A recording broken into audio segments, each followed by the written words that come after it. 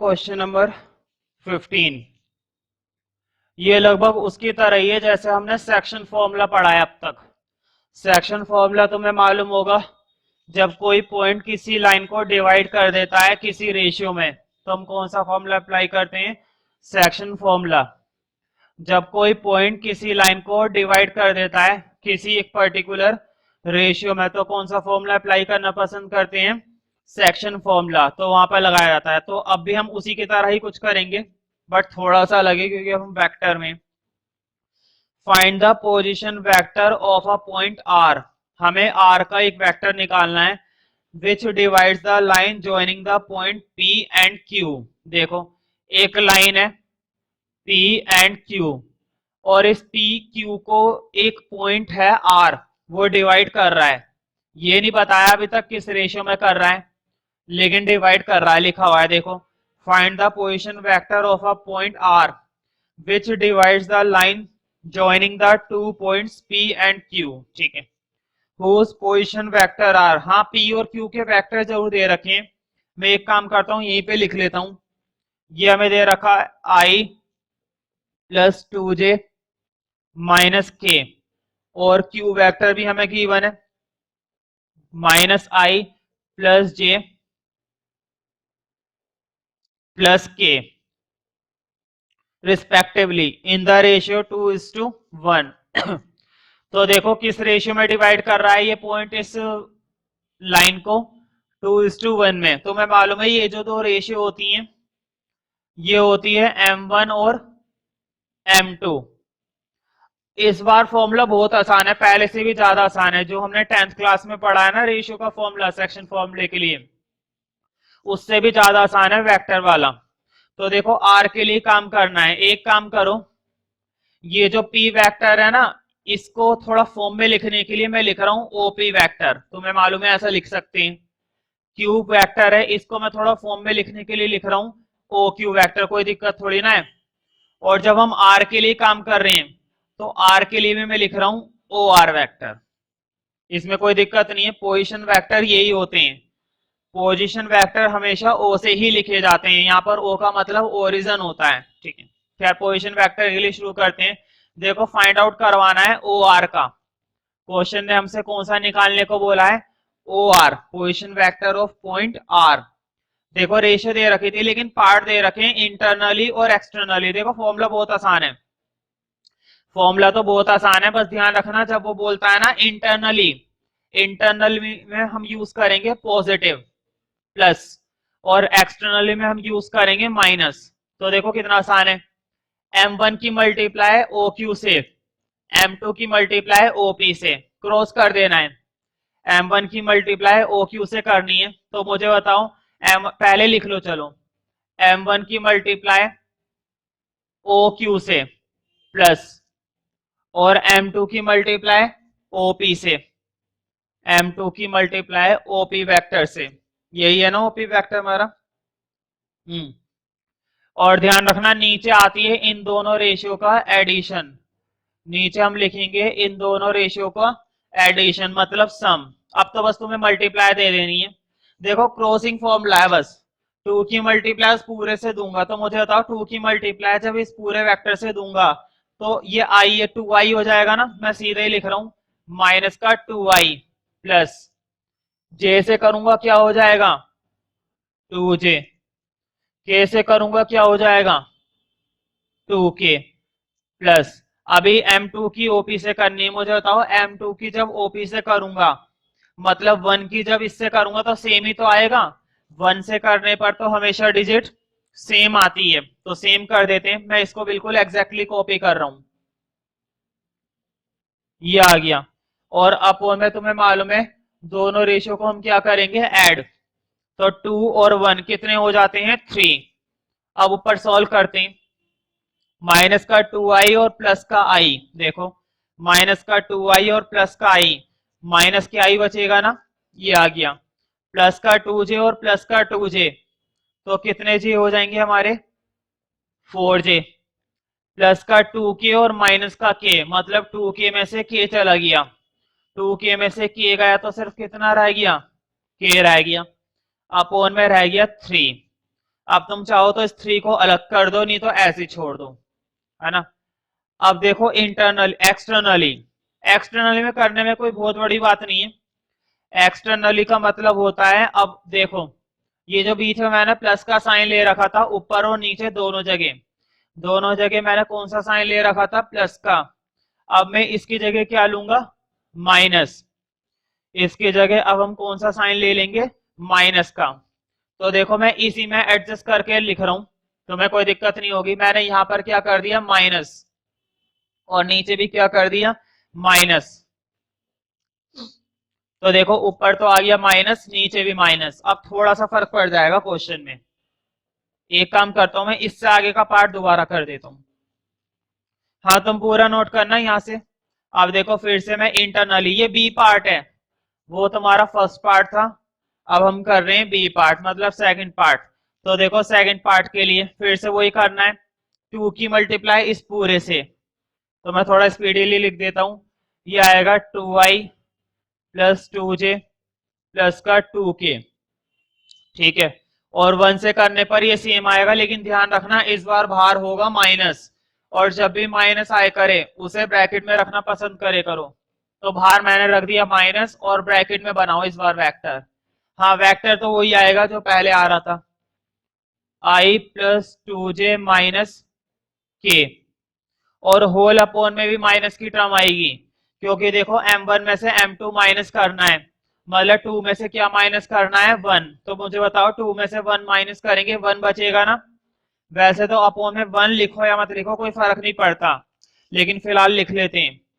हाँ एक काम करो, क्यों ना मैं माइनस की मल्टीप्लाई यहीं पे कर दूं हाथ के हाथ। देखो ये ब्रैकेट हट गया, अब माइनस की मल्टीप्लाई, ये तो माइनस ही हो गया, ये प्लस का, ये भी क्या हो गया, माइनस, और वो माइनस है वो क्या हो जाएगा, plus.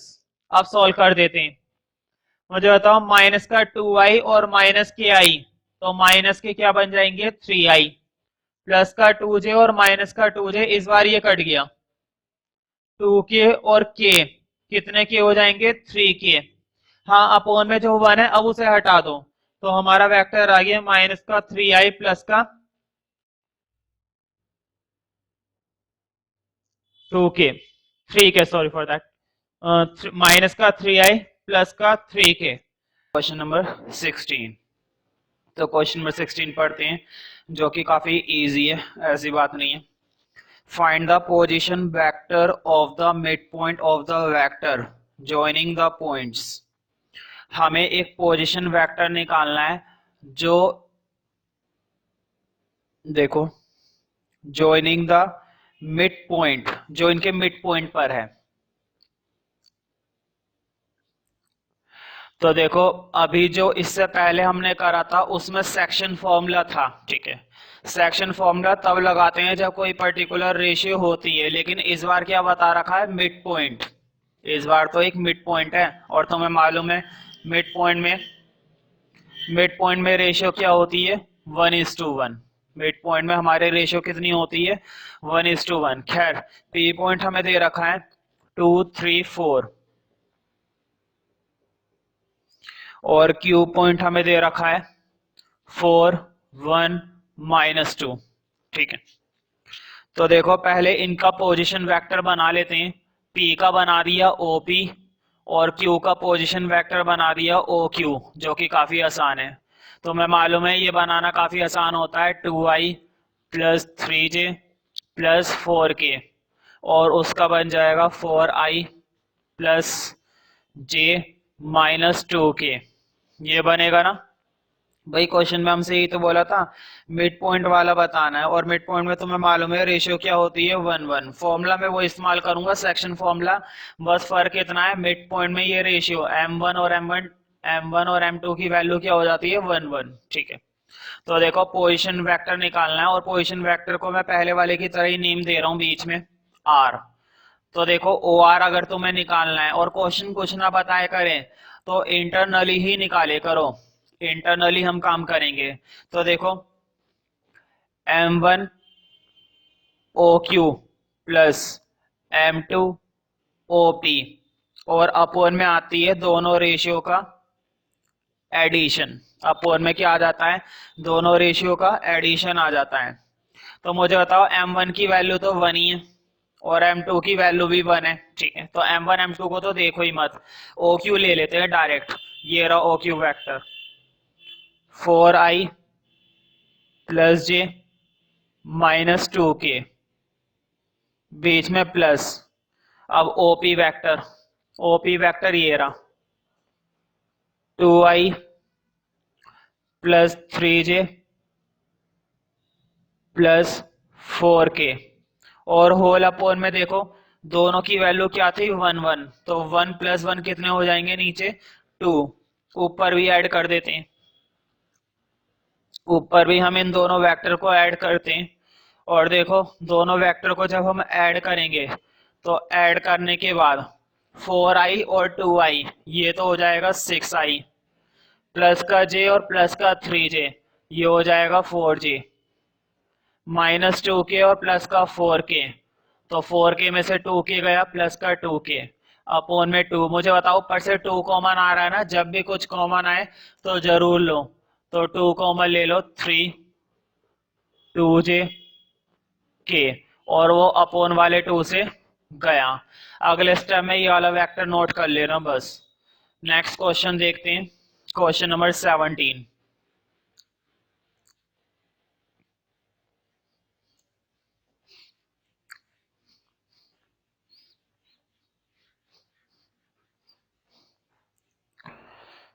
Show that the points A, B, C with position vector A, B, C respectively form the vertices of right angle triangle। तुम्हें मालूम है ना, अगर कोई ट्रायंगल राइट एंगल का होता है, अगर कोई ट्रायंगल राइट एंगल ट्रायंगल होता है तो दो साइड का स्क्वायर का सम तीसरी के बराबर आना चाहिए। यहाँ पर भी हम कुछ ऐसे ही करेंगे लेकिन थोड़ा सा लगे बस। ए वेक्टर देखो क्या दे रखा है, ए वेक्टर बताया 3i minus 4j, 3i minus 4j minus का 4k, और बी वेक्टर भी दे रखा है, बी वेक्टर बताया 2i minus j, 2i minus j plus का k, और सी वेक्टर भी दे रखा है।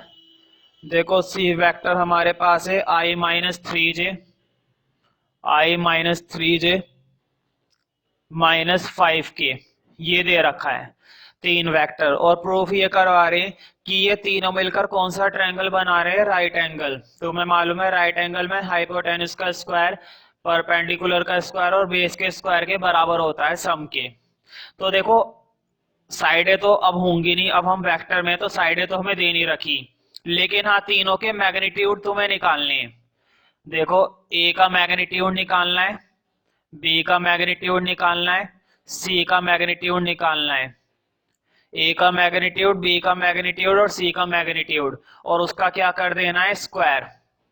मैं फिर से रिपीट कर रहा हूं, जितने वेक्टर वो बोलेगा उन तीनों के क्या निकालना मैग्नीट्यूड, और तीनों का क्या कर देना है स्क्वायर। तुम्हें मालूम है जब हम मैग्नीट्यूड निकालते हैं तो रूट आ जाता है ना, मैग्नीट्यूड वाले में रूट ही तो आता है, ऐसी तो निकालते हैं। और अगर अब मैं स्क्वायर की बात कर रहा हूं तो क्या वो रूट आएगा, अब वो रूट हट जाएगा। चलो पहले निकालते हैं।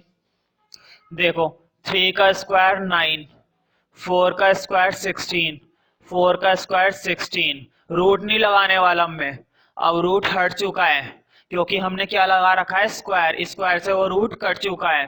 तो इसको ऐड कर लेते हैं, ये कितना बन रहा है 32 और 41।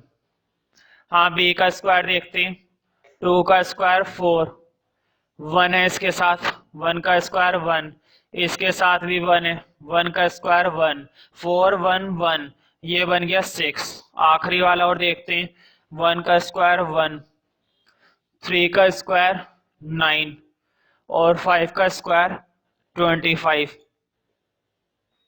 तो देखो 10 और ये तुम्हारा 35। मुझे बताओ बी को और सी को जोड़कर ए आ रहा है ना, इसका मतलब ये हुआ कि ए के मैग्नीट्यूड का स्क्वायर बराबर है बी के मैग्नीट्यूड का स्क्वायर प्लस सी के मैग्नीट्यूड का स्क्वायर। मतलब जब कोई राइट एंगल बनाता है तो उसकी कंडीशन ये होती है कि दो के मैग्नीट्यूड का स्क्वायर तीसरे के बराबर होना चाहिए, ठीक है। तो इस तरह से ही तुम्हारी एक्सरसाइज खत्म हो जाती है।